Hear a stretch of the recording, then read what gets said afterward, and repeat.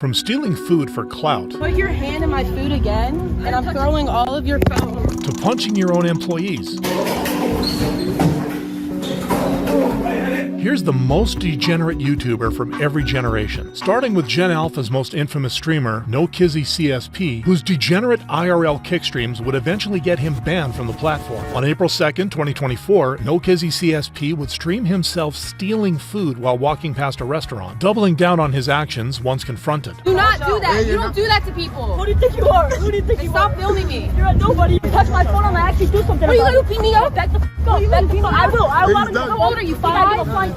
But Kizzy didn't learn his lesson, breaking the law again during the same live stream when he smoked a joint despite being under 21. Unfortunately for him, this was finally a step too far, earning Kizzy a kick ban for underage promotion of illegal substances. Since then, Kizzy has yet to return to the platform, much like professional degenerate and Gen Z kid Jack Dorkey, whose illegal actions while live streaming almost cost his friend's life. On October 5th, 2024, Jack would live stream from his McLaren 570S during a storm. Hey, bro, I'm so cooked. I should not have drove. It's just literally, guys, you can't see shit. I'm most likely going to crash this car. No, I'm kidding. Hopefully not. Despite knowing the risk, Jack then did the stupidest thing possible, making his prediction come true. Oh! Oh! No! No! And in typical Jack Dorkey fashion, the streamer escaped unharmed while his cameraman suffered the consequences. Oh, Michael. Are you okay? Holy fuck. More concerned about his car than his friend, Jack then proved he was the worst streamer alive. Fucking Michael, here. Michael, do you have a film on that phone too? My car is totaled, bro. Oh my god, this is cooked. Worse, he also lied to authorities about what happened. I was driving and then my tires just slipped and I lost control and landed here. Ow, my fucking head, bro. At least my watch is still okay. Just admit you were on your phone and you were going 70 miles an hour. Take accountability for your actions instead of playing the victim, for Christ's sake. And just hours later, Jack was permabanned from Kick. Now, the streamer posts his usual content on YouTube while crypto scamming his remaining audience to pay for his expensive mistakes. But where Jack Dorkey got banned for endangering innocent lives, Millennial's most degenerate YouTuber, FouseyTube, got permanently banned on Kick for endangering his own life. After a Twitch ban and a year-long hiatus, FouseyTube would return to streaming with $1 million kick deal. The reason I'm so calm right now because my life has changed forever, alhamdulillah. But there's one stipulation.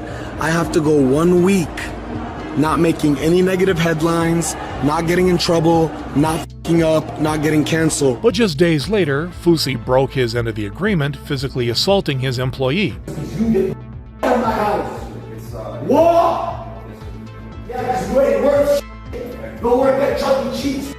Suck my come here. Make me something. Earning himself a kick ban. Well, guess what? I got banned in under 48 hours. So I left my f***ing Sprinter and told him to suck my dick. And while Fousey started confident, he would soon change his tune. And I don't even remember the last, 48 hours now that I'm out of it. And now that I calmed down, I'm realizing all the destruction that I caused. But when Kick gave him a second chance, Fousey only made everything worse. Look at my eyes. I'm gonna myself tonight, live. Kick.com/Fousey. Done. Getting himself arrested and earning a second permanent kick ban alongside losing his allegedly $100 million kick deal. Nevertheless, Fousey continues posting to his YouTube channel, with his recent videos barely crossing 10,000 views. But while Fousey's side talk was just talk, Gen Xer Boogie2988 took things much further when he was called out for faking cancer. On November 15th, 2022, Boogie2988 would post a video sharing his cancer diagnosis. I've known about this for a little over 6 weeks.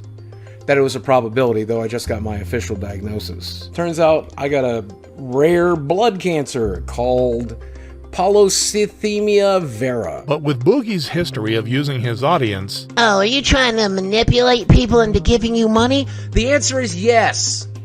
Give me some money. Viewers were immediately suspicious. Anyone sensing another cash grab fundraiser? Is this a coincidence? Crypto Cash and Boogie lost a large majority of his net worth on it? I think not. And 2 years later, they turned out to be right.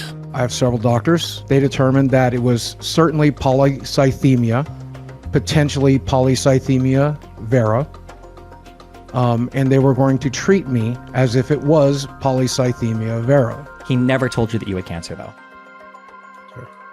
That's true. I had to Google that. But Boogie wasn't done playing victim. If you see a 400-pound man, and guess what? They do it because they're self-harming, because there's something wrong in their brain. And when this statement was questioned... You go to the store and you spend money on a drink that you apparently don't like just to hurt yourself. Boogie blew up. The guy who laughed at Donald Trump's assassination attempt is telling people to their arms. Go yourself. I'm just saying that it would be a lot cheaper than wasting your money on... Oh, you want to see that? Hold on. Okay, I'll do it. After Googling it. Do not do anything with that knife. No. Hold on. No, he wants me to. He told me to, right? No. Unfortunately for Boogie, no one really believed him. Destiny called that Boogie would pull a knife just to do nothing with it so people would feel sympathy for him. Then that happened exactly as predicted. And now he continues posting to his YouTube channel in a desperate attempt to regain his former glory. Much like most degenerate baby boomers YouTuber, Queen Cheryl, who revealed in an interview how she groomed a 15-year-old into becoming her husband. During a TV interview, Cheryl and her now husband, King Karan, would recount their first meeting. So, when I was 15, I worked for her son. And while Karan claimed the two didn't really meet until he was of age, I didn't get to know Cheryl then, but when I was 23, I went to a store and I actually got to know her and her name. A previous interview proved that to be a lie. My very first job, her son was my boss. She would always come up there and get food and speak to everyone. Worse, the 64-year-old outright admitted to encouraging Karan into a relationship after being friends with him for 8 years, since he was 15. I encouraged him to do a dance with me, and that's really how it started. Understandably, this got her a lot of hate. 64 is wild. My grandma is 10 years older than her and looks 30 years younger. Guess being a predator warns people you're the crypt keeper early. This is sick. Also, imagine being her son, and your ex-employee that you hired at 15 is now your stepdad. And as expected, even her own children no longer speak to her. Out of 7 of my children, I really have 2, but one that really stands by us through everything. But Cheryl continues acting like their 37-year age gap isn't a problem. I guess because... The age. Yeah, and they the were... interracial relationship. And is now having a baby via surrogacy. Not only was he groomed, but he's now being baby-trapped. I feel like Cheryl isn't in love with him, but instead in love with the thought of feeling young again. Just because of my age, I can't take care of a baby? What? I've got more energy than probably half of these kids that are taking care of babies now. But where Cheryl's always been hated for her degeneracy, 86-year-old Feature Man was a well-respected YouTuber until a Reddit post exposed his disgusting criminal past. In 2023, Feature Man, or Tom Willett, would be exposed as a PDF file after a Redditor posted newspaper clippings of his 1977 arrest. The clippings detailed Tom's predatory behavior towards a 14-year-old boy, who he essayed once in his cabin, once at a drive-in movie, and once at his home. His audience was enraged. He performed oral S on a minor on 3 different occasions. It's always these old white guys. SMH. And in an attempt to minimize the backlash, Tom posted a video explaining the situation. And it seems there's some people asking questions now on the internet about me. So about 1977, if you had any sort of sexual contact with anyone